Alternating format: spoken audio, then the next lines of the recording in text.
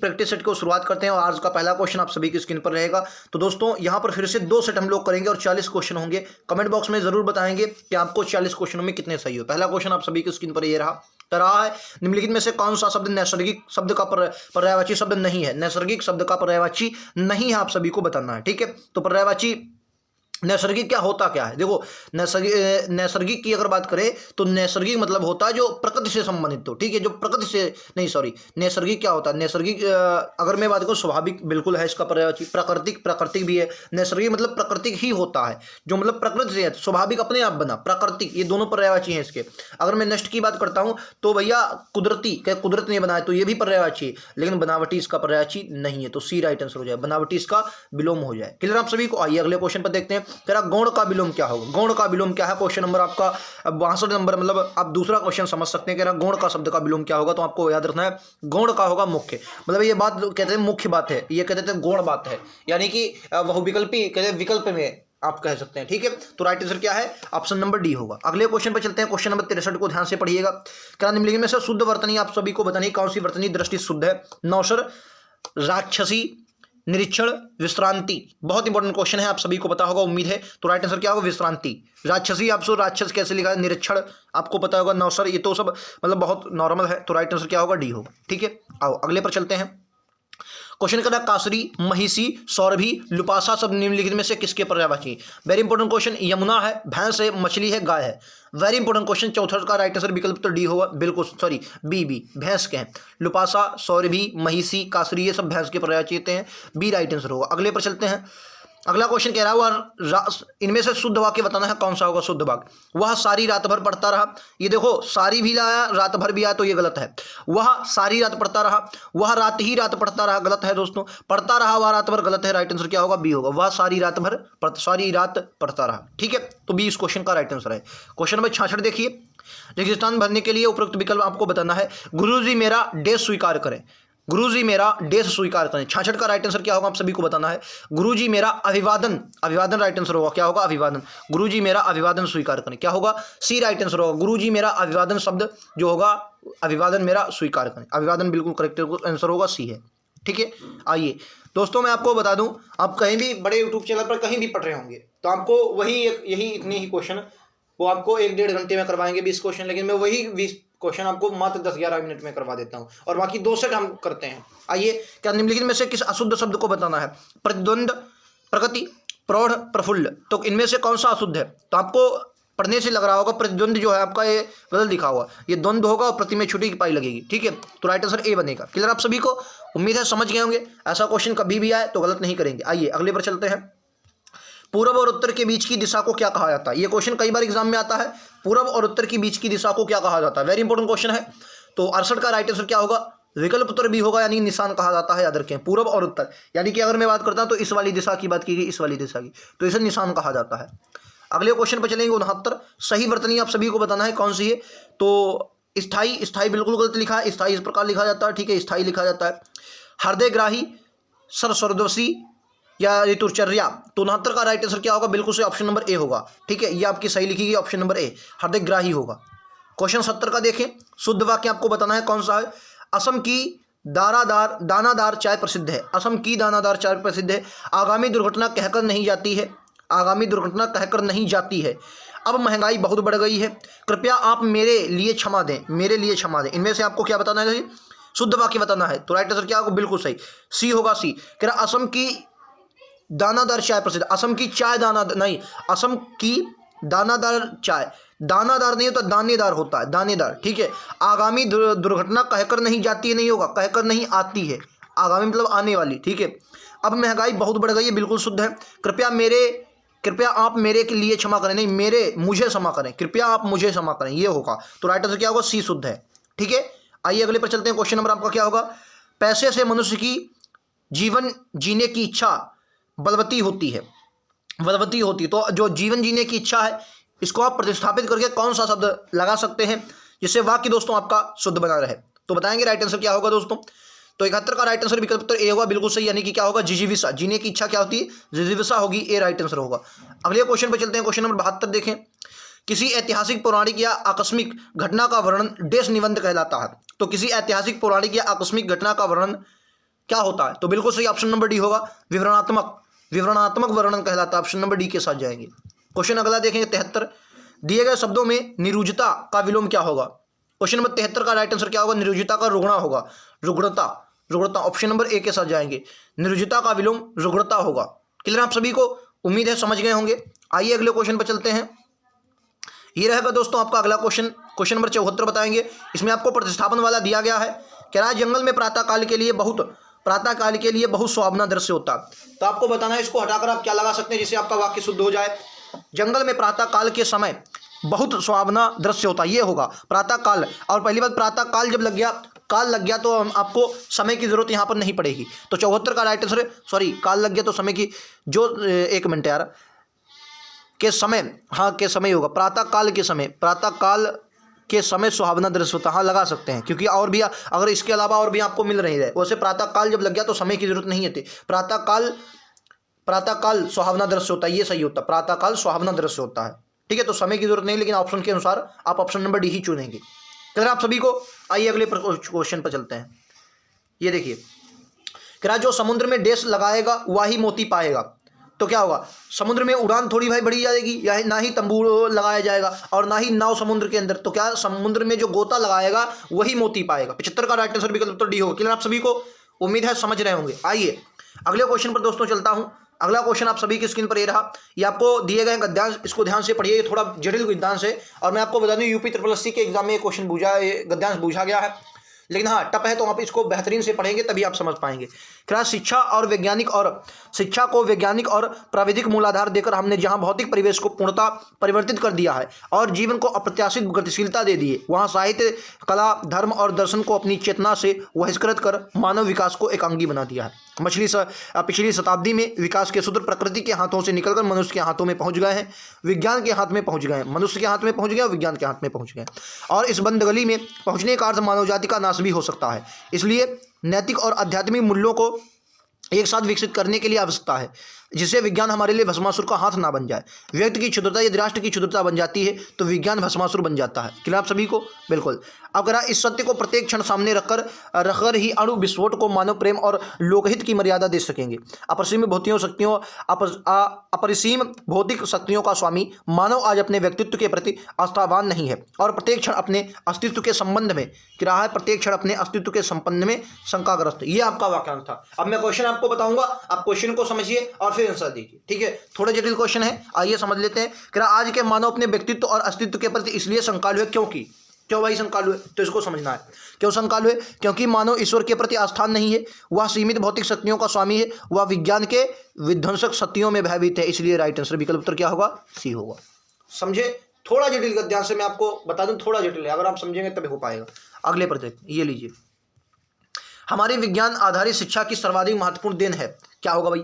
जो विज्ञान आधारित शिक्षा है उसकी सर्वाधिक महत्वपूर्ण देन क्या हो सकती है? तो देखो, हमारी विज्ञान आधारित शिक्षा का सर्वाधिक महत्वपूर्ण देन है जीवन की अपरिसीम भौतिक विकास। जो जीवन का है उसका अपरिसीम भौतिक विकास ही इसका राइट आंसर होगा। विकल्प उत्तर ए के साथ जाएंगे। आइए 78, एक मिनट यार, 78 देखिए, मानव जीवन को भस्मासुर बनने से रोका जा सकता कैसे?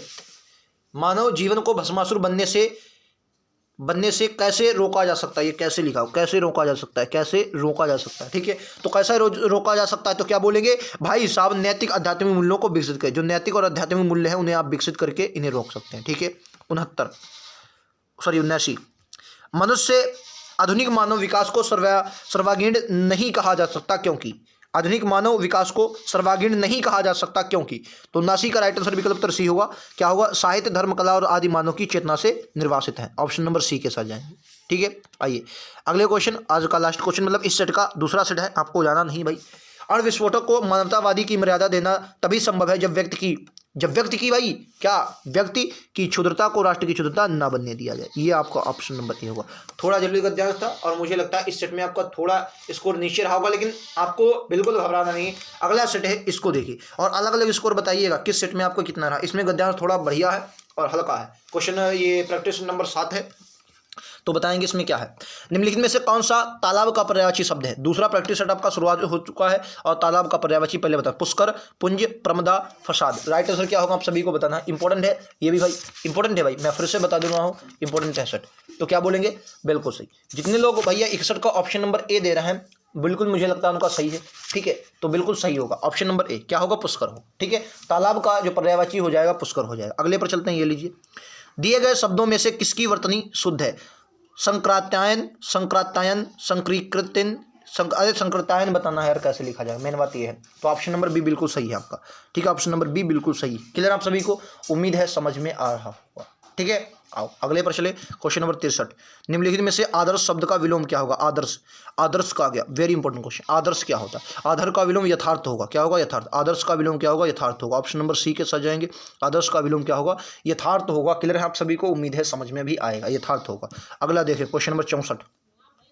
निम्नलिखित में से शुद्ध वाक्य का चयन करना है। मुझे सफल होने की मनसा नहीं है, मुझे सफल होने की निराशा नहीं है, मैंने असफल होने की प्रशंसा है। गलत बात है यार। मुझे तुम्हारे सफल होने की खुशी है, मुझे तुम्हारे सफल होने की खुशी। कौन से मैं बताना भाई शुद्ध कौन सा है। तो 64 का बिल्कुल से डी होगा भाई। तुम्हें, मुझे तुम्हारे सफल होने की खुशी। जिस तरीके के आप सफल हो जाएंगे, एसएससी जीडी का जिस दिन रिजल्ट आएगा, बहुत से लोग आपके पास आएंगे और ये बात कहेंगे कि मुझे तुम्हारे सफल होने की खुशी। हालांकि हो या ना हो, वो तो हर घर की यही है। फिलहाल कुछ लोग कहेंगे आपसे, लेकिन हाँ आपको मेहनत बेहतरीन करनी है, अपने सफल लक्ष्य की ओर आगे बढ़ना है। निम्नलिखित में से रिक्त स्थान को भरने के लिए उचित शब्द का चयन करना है। पंडित जी आप भी पानी डैश पीते हो, पीना है, पीजिए।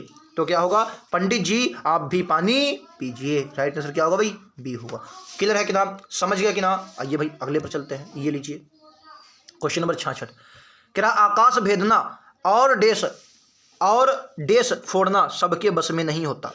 आकाश भेदना और देश फोड़ना सबके बस में नहीं होता। पाताल फोड़ना, धरती फोड़ना, जमीन फोड़ना, सागर फोड़ना। आकाश पाताल एक कर देंगे। ये तो आपको साथ साथ मिल रहे होंगे भाई। क्या होगा, बिल्कुल सही, आकाश के साथ पाताल आएगा। ऑप्शन नंबर ए के साथ जाएंगे। क्लियर है कि ना, आप समझ गए। आइए 67। क्या निम्नलिखित में से जो सबसे आगे रहता है उसे क्या कहते हैं। जो सबसे आगे रहे, क्या बोलेंगे भाई, क्या बोलेंगे। अनादि, अनुकरणीय, अग्रणी, अवैध। अवैध होता है जो कानून के विरुद्ध हो, उसे अवैध कहते हैं। अग्रणी होगा। अनादि, इसका अनादि कहते हैं, अंत अनादि, आदि अनादि। ठीक है, और अनुकरणीय जो अनुकरण के अनुसार हो उसे अनुकरणीय बोले। अग्रणी होगा। राइट आंसर विकल्प उत्तर डी। आइए क्वेश्चन नंबर 68। पंडित जी ने कहा शुभ कार्य के लिए बाधाएं भी आती हैं। पंडित जी ने कहा शुभ कार्य के लिए बाधाएं आती हैं। तो क्या होगा भाई, बता। शुभ कार्य को, ये तो शुभ ही गलत लिखा तो इसको काट दो। शुभ कार्य से शुभ कार्य में। राइट आंसर क्या होगा, शुभ। पंडित जी ने कहा शुभ कार्य में बाधाएं आती है। क्लियर है कि ना। आओ 69 बोलेंगे भाई। निम्नलिखित में से 99 के फेर में पढ़ना मुहावरे का अर्थ। कहते नहीं 99 के फेर में कहाँ पढ़ रहे हो भैया। गांव देहात में अगर बिलोंग करते होंगे आप तो पता होगा। और कहते इधर उधर भी कहते होंगे। तो मैंने क्या बोला, एसएससी जीडी यही तो इंपॉर्टेंट है। एसएससी जीडी की जो हिंदी होती है आपके बोलचाल, आम बोलचाल की भाषा होगी। तो इसमें आपको घबराना नहीं, बस क्या है इंपॉर्टेंट है, बस आपको समझना है और कुछ नहीं भाई। आओ बताओ राइट आंसर क्या होगा। तो कठिन काम में संपन्न करना, बिल्कुल गलत बात है। बेमेल को बढ़िया काम, विषम परिस्थितियों से गुजरना, निरंतर धन कमाने में लगे रहना। भैया 99 के चक्कर में पड़ोगे तो गड़बड़ भी हो जाएगा मामला। तो क्या होगा, निरंतर धन कमाने के चक्कर में पड़ना। राइट आंसर डी होगा। Question number 70। निम्नलिखित में से वाक्य अशुद्ध है, बताना है कौन सा वाक्य का है अशुद्ध है। बताइए भाई कौन सा वाक्य अशुद्ध है, आप सभी को बताना है। अशुद्ध वाक्य का चयन करें। मेरे को एक गिलास पानी दो, गलत हो जाएगा। इसमें होता मुझको एक गिलास पानी दो। पिता ने पुत्र को 1 रुपया दिया। क्या होगा भाई, पिता ने पुत्र को 1 रुपया दिया। अगला देखिए, आज बजट के ऊपर बहस होगी। आज बजट के ऊपर, ऊपर गलत लिखा हो पहले, और बजट पर होगी, बजट के ऊपर थोड़ी। आज बजट पर बहस होगी, ये होता। वहां घना अंधेरा घिरा है, नहीं, घना अंधेरा घिरा नहीं होगा, घना अंधेरा छाया है। ठीक है, तो राइट आंसर क्या होगा, पिता ने पुत्र को 1 रुपया दिया। ये बिल्कुल शुद्ध भाई वाक्य है। ये सॉरी अशुद्ध इसमें बूझा, 1 मिनट यार, ये इसमें अशुद्ध बूझा है, ये गलत हो गया इसमें लिखने में, ये शुद्ध होगा। अशुद्ध बूझा है तो अशुद्ध, ये तो इनमें 3 है शुद्ध, तो ये आपका शुद्ध होगा भाई। ये आपका शुद्ध है, बाकी सब अशुद्ध है। ये आपका शुद्ध, इसमें गड़बड़ हो गया, इन्होंने लिखने में कुछ गड़बड़ किया है। ये आपका शुद्ध है, बाकी सब अशुद्ध है, तो राइट आंसर बी होगा। आइए अगले पर चलते हैं। अगला बताना, रामचरितमानस किसकी रचना है। ये थोड़ा गड़बड़ कर देते हैं, कभी कभी सेट में आया जाता है। रामचरितमानस किसकी रचना है, तो ये तो फिलहाल पता होगा आप सभी को, तुलसीदास जी की है। फिलहाल ऑप्शन ए आपके सिलेबस के अनुसार नहीं है। निम्नलिखित में से किस शब्द की वर्तनी अशुद्ध है? हरिकेश, दैत्रेंद्र, वागीश्वरी, आशातीत। आशातीत मैंने क्या बोला? हरिकेश, सॉरी ऋषिकेश।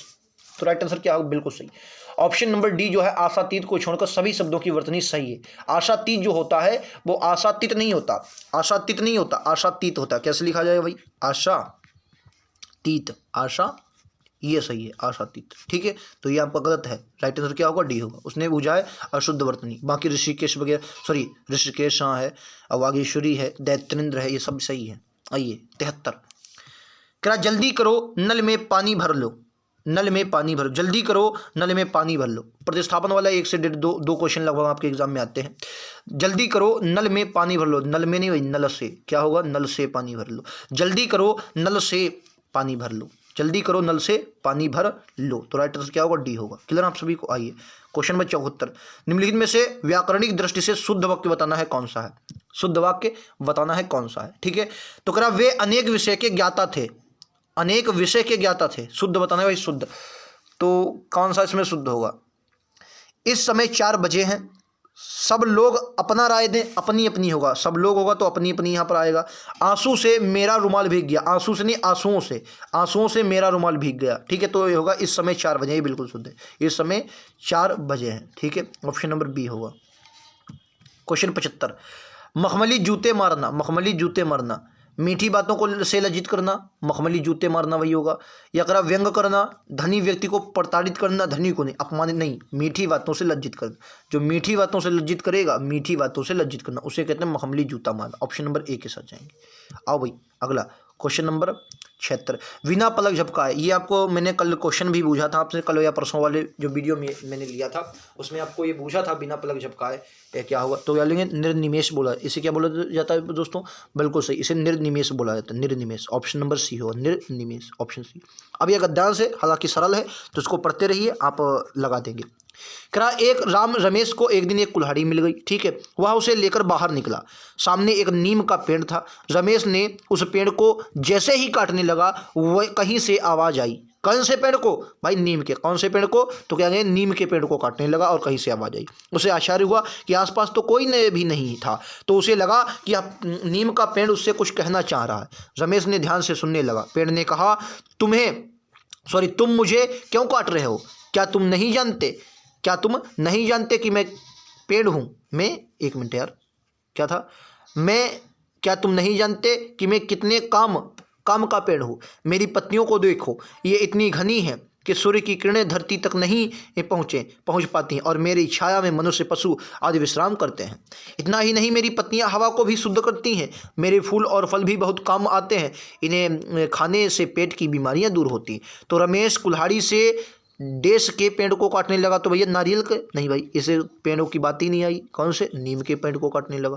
ये तो सरल है, मैंने बोला था भाई गद्यांश सरल है। आगे देखो ये वाला, जैसे रमेश पेड़ को काटने लगा, कहीं से डेस आई, कहीं से शेर भी नहीं आया, चूहा भी नहीं आया, चीता भी नहीं आई, आवाज़ आई।